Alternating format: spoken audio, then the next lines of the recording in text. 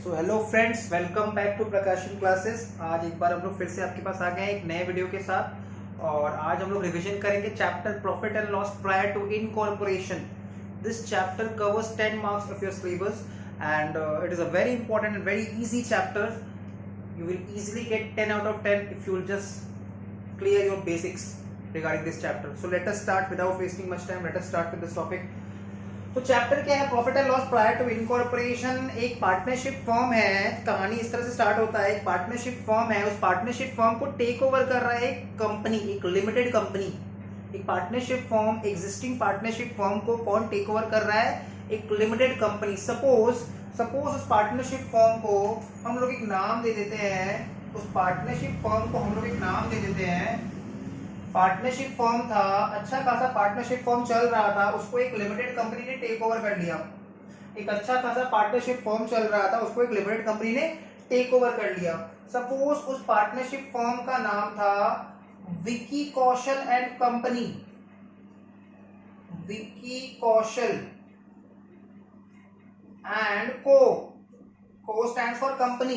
ये वो कंपनी नहीं है, ये साथ वाला company, I like your company वाला कंपनी है। चल कॉफी पीने चलते हैं, थोड़ा कंपनी देगा क्या, वो वाला कंपनी है। This is not that joint stock company. So ये पार्टनरशिप फर्म है। सबसे पहला बात हमको ये समझना पड़ेगा, किसी बिजनेस के नाम के बाद अगर कंपनी वर्ड लिखा है, does not mean it's a joint stock company, it's a partnership firm. So Vicky Kaushal and को इज अ पार्टनरशिप फर्म। तो ये अच्छा खासा बिजनेस चल रहा था, ठीक ठाक चल रहा था, सडनली इसको टेक ओवर कर लिया कटरीना लिमिटेड ने। एक कंपनी ने टेक ओवर कर लिया। उस कंपनी का हम लोग नाम क्या देंगे? Katrina limited. तो कटरीना लिमिटेड एक कंपनी है, उसने एक एग्जिस्टिंग बिजनेस को टेक ओवर कर लिया। और टेक ओवर किस डेट पे किया? Let us assume take over has been done on 1 January 2021। Let us assume take over has been done on 1 January 2021 and the date of incorporation, that is registration. Date of incorporation, that is registration, has been done on 1st April 2021. Now तुम एक चीज समझो, Vicky Kaushal company अच्छा भला चल रहा था, उसको टेक ओवर कर लिया कटरीना लिमिटेड ने। तो टेक ओवर का डेट अलग है, डेट ऑफ इनकॉर्पोरेशन अलग है भाई। बातचीत पहले हो गया था विकी कौशल और कटरीना लिमिटेड में। तो डेट ऑफ टेक ओवर है जिस दिन से कटरीना लिमिटेड का राइट आ गया, टेक ओवर कर लिया विकी कौशल एंड कंपनी को, पार्टनरशिप फर्म को, नया कंपनी कटरीना लिमिटेड ने टेक ओवर कर लिया। From which date? 1 January 2021। But legal compliance, सारा paperwork, you understand, incorporation, registration, भाई रजिस्ट्रेशन तो करवाना पड़ेगा विकी कौशल और कटरीना लिमिटेड को। टेक ओवर तो लीगली करवाना पड़ेगा। तो लीगली कब करवाया? Date of incorporation, that is 1 April 2021।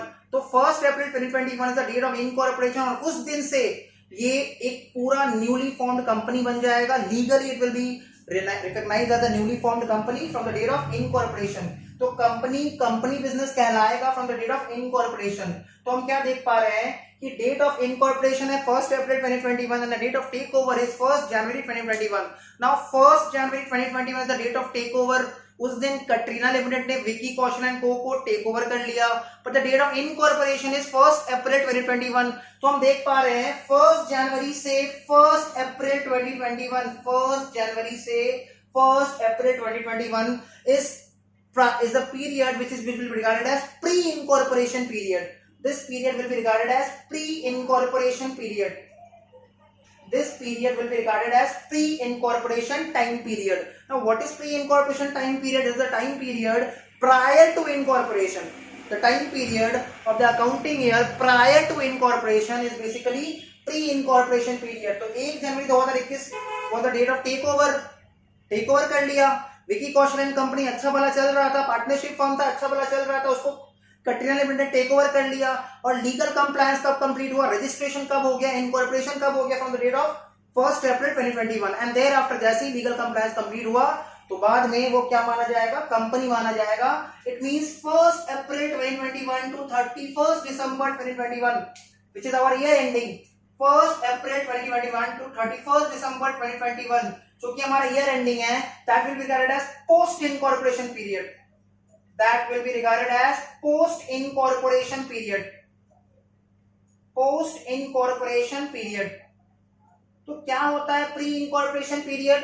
Incorporation के पहले जो टाइम पीरियड है from the date of take over till the date of incorporation will be considered as pre incorporation period, and thereafter from the date of post incorporation, from the date of incorporation rather, from the date of incorporation till the year end, from the date of incorporation till the year end, जो time period होता है उसको हम लोग बोलते हैं post incorporation period. सो pre incorporation period, post incorporation period, इसी time period का हम लोग रेशियो कैलकुलेट करते हैं एंड उसको हम लोग बोल देते हैं टाइम रेशियो. तो चैप्टर में सबसे पहला चीज हमको ये सीखना है कि टाइम रेशियो कैसे कैलकुलेट होगा. कहानी ये है कि एक पार्टनरशिप फर्म में अच्छा भला चल रहा था, उसको एक कंपनी बिजनेस ने टेक ओवर कर लिया. सो हमारा एग्जांपल में डेट ऑफ टेक ओवर क्या रखा है हमने, डेट ऑफ टेक ओवर हमने रखा है, डेट ऑफ टेक ओवर है हमारा 1 जनवरी 2021, डेट ऑफ इनकॉर्पोरेशन है 1 अप्रैल 2021, एंड ईयर एंडिंग हो रहा है कंपनी बिजनेस का, ईयर एंडिंग हो रहा है, अकाउंटिंग ईयर एंड हो रहा है 31 दिसंबर 2021. तो 1 जनवरी 2021 से 1 अप्रैल 2021 और 31 मार्च 2021, ये 3 महीना जनवरी फरवरी मार्च 3 महीना हो जाएगा प्री इनकॉर्पोरेशन पीरियड. और अप्रैल 2021 से लेके 31 दिसंबर 2021 तक पोस्ट इनकॉर्पोरेशन पीरियड. कंपनी कब से कंपनी कहलाएगा, once the incorporation has been made, once the company gets registered under the Companies Act 2013, once the company gets registered under the Companies Act 2013, the company will be legally formed as a company business. Before that, prior to that, it will not be regarded as a company, because for company's business the incorporation is mandatory, compulsory as per the Companies Act 2013. Clear. तो companies act 2013 के हिसाब से business का, company business का जो incorporation है, registration है, वो कंपलसरी है. जब तक इनकॉर्पोरेशन नहीं हो जाता बिजनेस को हम लोग कंपनी बिजनेस लीगली नहीं कह सकते. क्लियर. ओके. नाउ कुछ हम लोग को क्वेश्चन में क्या दिया रहेगा ना, हम लोग क्वेश्चन में पीएल का कुछ आइटम्स दिया रहेगा.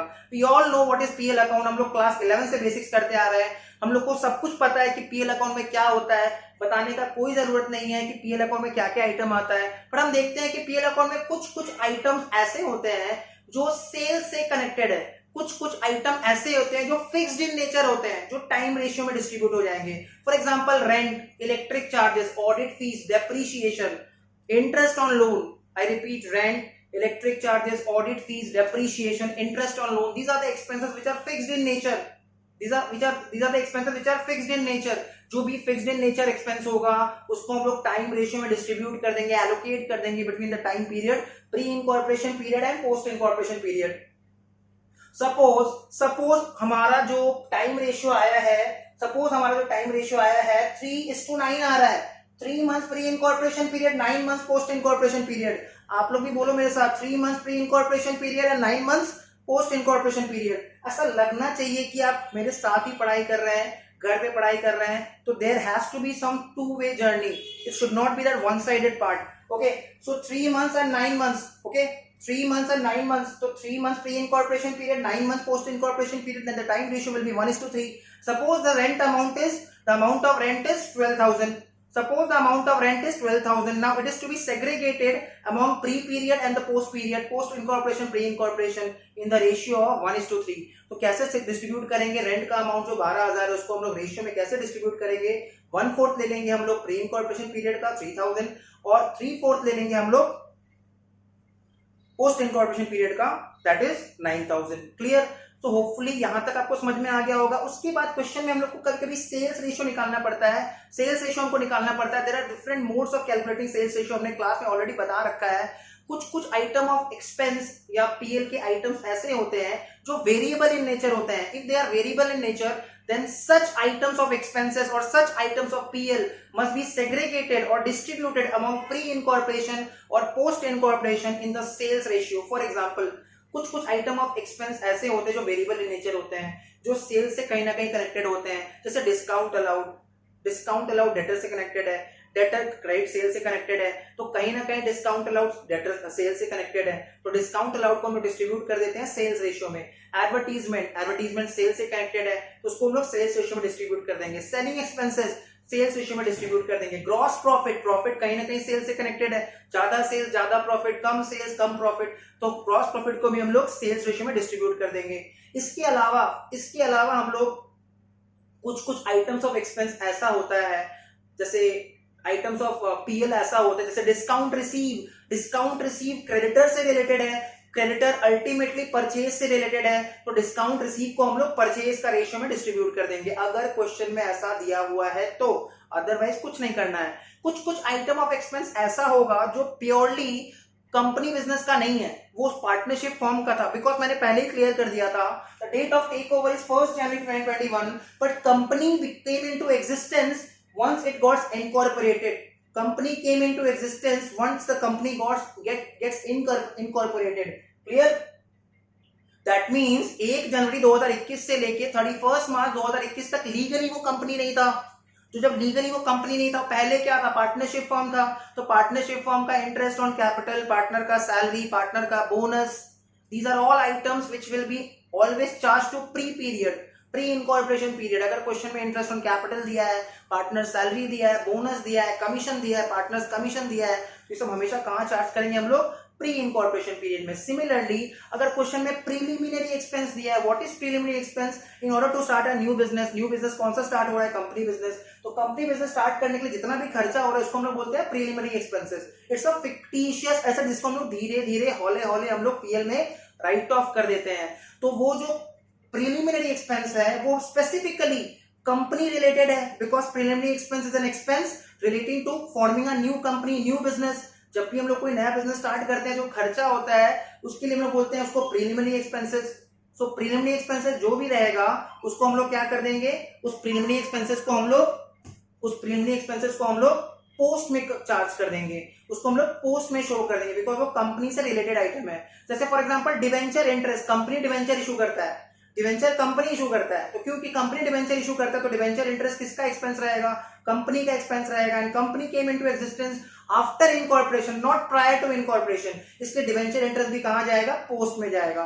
डायरेक्टर्स फीस, डायरेक्टर किसका होता है, कंपनी बिजनेस का होता है, कंपनी का डायरेक्टर्स होता है, पार्टनरशिप फॉर्म में तो डायरेक्टर होता नहीं है, तो डायरेक्टर्स फीस जो है वो पूरा का पूरा कहां चार्ज कर देंगे, पोस्ट में दिखा देंगे। ये सब स्पेसिफिक आइटम है। ऑडिट फीस, ऑडिट तो कंपनी का कंपलसरी है, आप लोग के फ्यूचर सिलेबस में आएगा, आप लोग पढ़ेंगे, ऑडिट तो कंपनी का कंपलसरी है, बट पार्टनरशिप फॉर्म में ऑप्शनल है, मतलब दोनों का ही होता है। तो इस केस में हम लोग क्या करेंगे, ऑडिट फीस को हम लोग टाइम रेशियो में डिस्ट्रीब्यूट कर देंगे। Depreciation again will be time ratio, office and administrative expenses time ratio, staff का salary time ratio, rent, rates and insurance time ratio, discount receive purchase ratio, gross profit sales से connected है sales ratio, discount allowed sales से connected है sales ratio, backdate sales से connected है sales ratio. तो ज्यादा items आपको रहेगा नहीं। कभी कभी क्वेश्चन में शेयर ट्रांसफर फीस दे देता है, share transfer fees is an income for the company.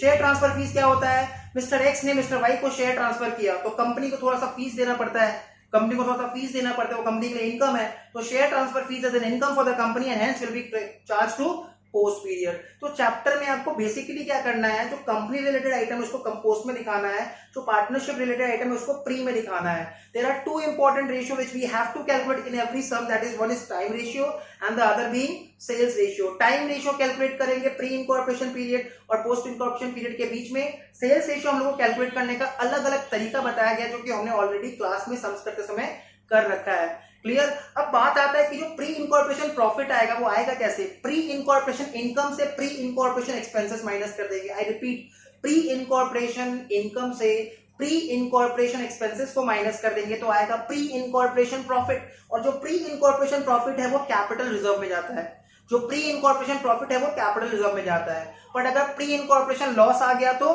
वो गुडविल में डेबिट हो जाएगा। अगर प्री इनकॉर्पोरेशन में लॉस आ गया, एक्सपेंस प्री इनकॉर्पोरेशन एक्सपेंस ज्यादा है, प्री इनकॉर्पोरेशन इनकम कम है तो लॉस आएगा, और लॉस आएगा तो वो गुडविल में डेबिट हो जाएगा। बट पोस्ट इनकॉर्पोरेशन का चाहे प्रॉफिट आए चाहे लॉस आए उसको हम लोग पीएल में ही दिखाएंगे, it is transfer to PL. Post incorporation का चाहे प्रॉफिट आ जाए चाहे लॉस आ जाए उसको हम लोग कहां दिखाएंगे, उसको हम लोग पीएल में ही दिखाएंगे, उसको हम लोग पीएल में ही शो करेंगे। So that's it for today. Hopefully ये टॉपिक आप लोगों को पूरा समझ में आ गया होगा। And keep learning, keep shining. Till then, bye bye.